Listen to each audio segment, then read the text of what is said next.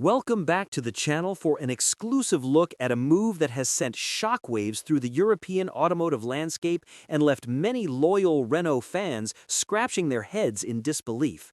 We are talking about the official unveiling of the Renault Filante, a vehicle that was supposed to be the crowning jewel of the French manufacturer's modern lineup, a flagship SUV designed to push the brand into a more premium territory than ever before. However, the headline following its debut isn't just about its striking design or its advanced hybrid technology, but rather the controversial decision by Renault leadership to completely bypass the European market for this specific model. Today, we are breaking down everything you need to know about the Filante, from its sleek aesthetics to the strategic business decisions that have relegated this French masterpiece to international markets while leaving its home continent out in the cold.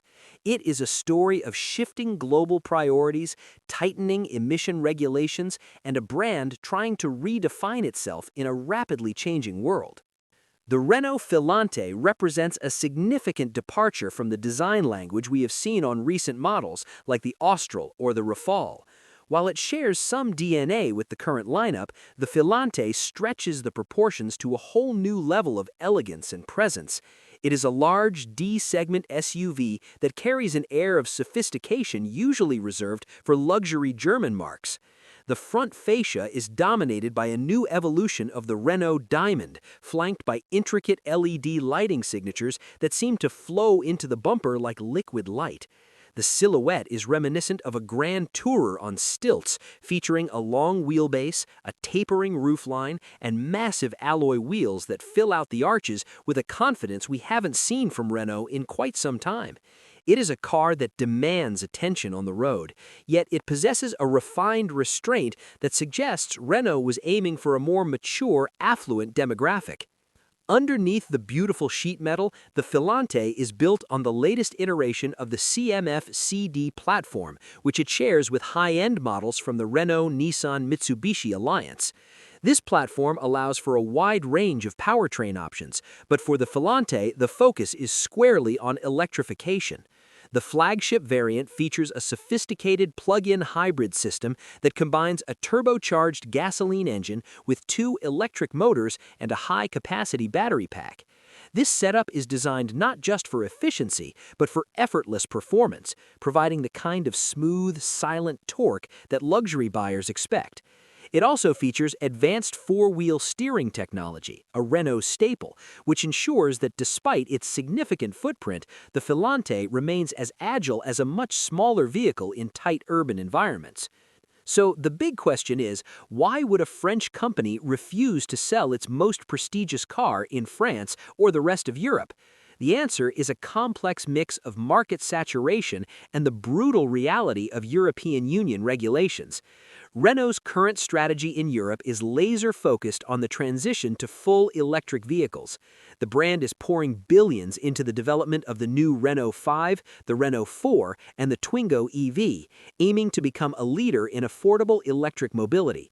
Bringing a large, heavy, and expensive plug-in hybrid SUV into the European mix would not only cannibalize sales of existing models like the Rafale, but would also make it harder for the company to meet the increasingly stringent fleet CO2 averages required by the EU.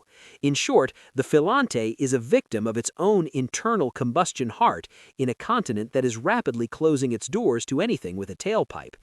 Instead, Renault is looking east and south. The Filante is being positioned as a hero model for markets like South Korea, where Renault Korea Motors has a strong foothold, and parts of the Middle East and South America.